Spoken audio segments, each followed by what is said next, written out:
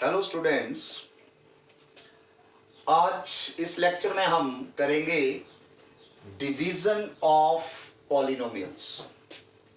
मतलब कि बहुपदों को भाग कैसे करना है। एक बहुपद को पॉलिनोमियल्स मीन्स, इनको हिंदी में हम क्या बोलते हैं, बहुपद। ठीक है, तो एक बहुपद को दूसरे बहुपद से कैसे भाग किया जाता है। जमा घटाना तो हमने गुणा सीखा इसका।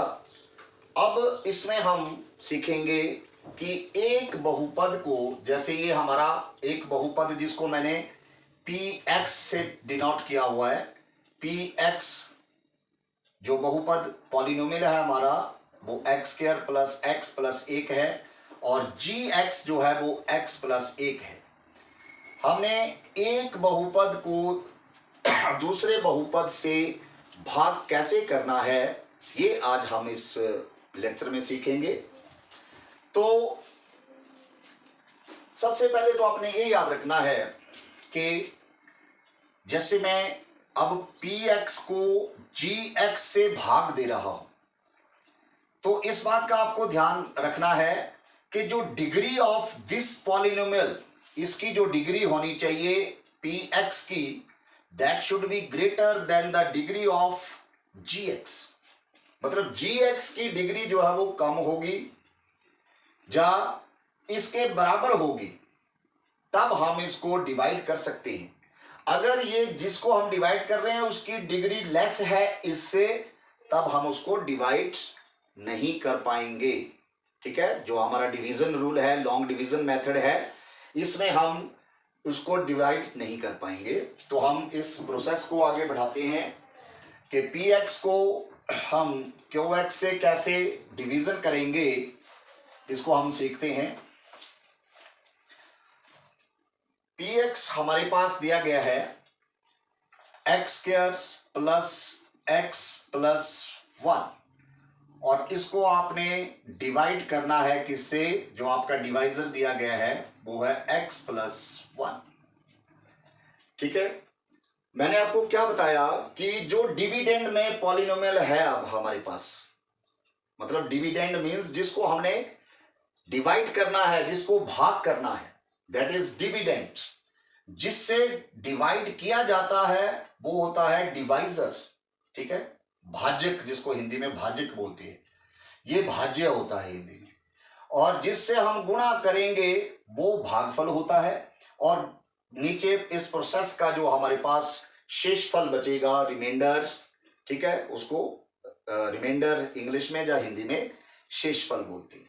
ठीक है, तो जब भी इस तरह का एक पॉलिनोमियल को दूसरे पॉलिनोमियल से आपने भाग करना है, तो सबसे पहले आपने ये चेक करना है कि इसकी डिग्री ज्यादा होनी चाहिए या इसके बराबर होनी चाहिए, इससे कम ना हो ये डिग्री, तब हम इससे इसको डिवाइड नहीं करेंगे, नहीं कर पाएंगे इसको। ठीक है, दूसरी बात क्या है कि जब भी हमने डिवाइड करना है तो हमने पहले इसका भी फर्स्ट ही जो हमारे पास टर्म है उसको देखना है, और इसकी भी फर्स्ट टर्म को ही देखना है आपने।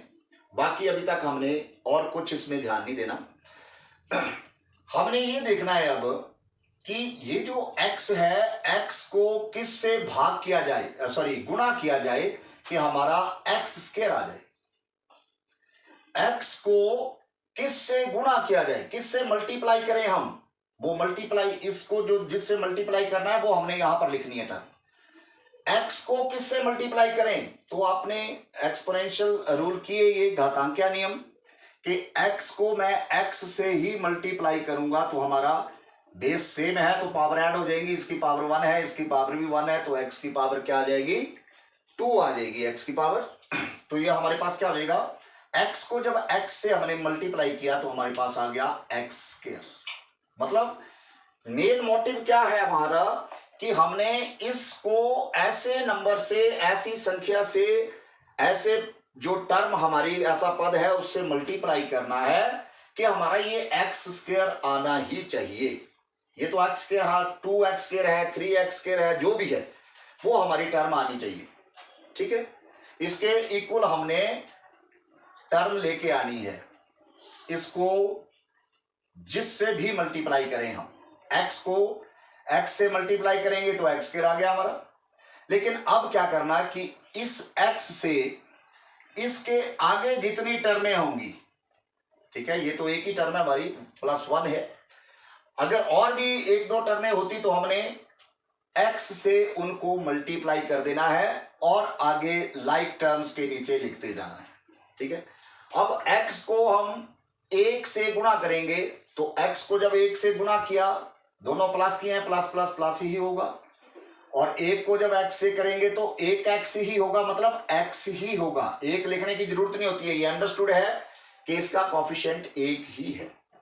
ठीक है, हाँ 2 होता तो तब 2x मुझे लिखना पड़ना जहां पर, लेकिन 1 इज द कॉमन मल्टीपल, ये आप ध्यान रखना इन चीजों को। उसके बाद क्या करना आपने कि हम डिवाइड करते हैं तो क्या करते हैं, माइनस करते हैं। तो माइनस करेंगे जब हम, तो ये नीचे वाली जो टर्में होती हैं हमारी, इनके निशान जो है वो चेंज हो जाएंगे। ये प्लस का है तो माइनस हो गया, ये भी प्लस का है, ये भी माइनस हो गया, ये प्लस एक्स स्क्वायर और माइनस एक्स स्क्वायर कैंसिल हो गया, ये भी प्लस एक्स और माइनस एक्स कैंसिल हो गया। हमारे पास क्या बच गया यहाँ पर 1, +1, तो प्लस यहां लगाने की जरूरत नहीं है हमें, ये अंडरस्टूड है, प्लस का ही 1 है।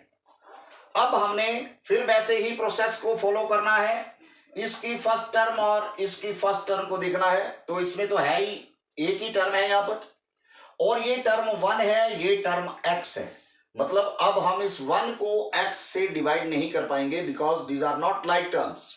ठीक है, ये 1 है, इसमें x है ही नहीं, तो हम क्या करेंगे कि अब ये हमारा जो है शेषफल आ गया, जिसको हम रिमाइंडर बोलते हैं। ये क्या है, रिमाइंडर। हिंदी में इसको क्या पढ़ते हैं हम, शेषफल। और ये आपका होता है कोशेंट, कोशेंट, जिसको हिंदी में भागफल पढ़ा जाता है। बाकी ये तो मैं बता चुका हूं आपको कि ये भाजक होता है, डिवाइजर जिसको हम बोलते हैं इंग्लिश में, डिवाइजर। और ये जो होता है डिविडेंड, डिविडेंड जो हिंदी में जिसको हम भाज्य पढ़ते हैं। और ये जो हमारे पास नीचे इसका शेषफल बच गया है, ये रिमाइंडर या शेषफल कहलाता है। 4 पार्ट्स होते हैं किसी भी डिवीजन प्रोसेस में। कितने पार्ट होते हैं हमारे पास, 4 पार्ट। और इनमें क्या रिलेशन होती है, इनमें ये रिलेशन होती है कि divisor multiply quotient plus remainder, ये किसके बराबर होता है, इक्वल्स टू डिविडेंड के बराबर होता है। डिविडेंड मतलब हिंदी में अगर इसको लिखें तो भाजक गुणा भागफल प्लस शेषफल, ये किसके बराबर होगा, भाज्य के बराबर। ठीक है, तो ये ध्यान रखना है आपने कि एक पॉलिनोमियल को दूसरे पॉलिनोमियल से कैसे डिवाइड किया जाता है।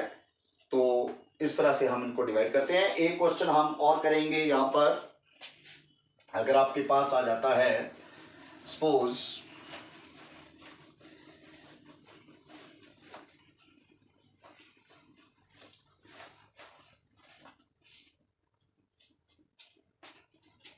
हमारे पास दिया है कि 3x raise to power 4 plus 5x square minus 7x plus 10, इसको आपको बोला गया है कि इस बहुपद को, इस पॉलिनोमियल को डिवाइड करिए x स्क्वायर प्लस 1 से।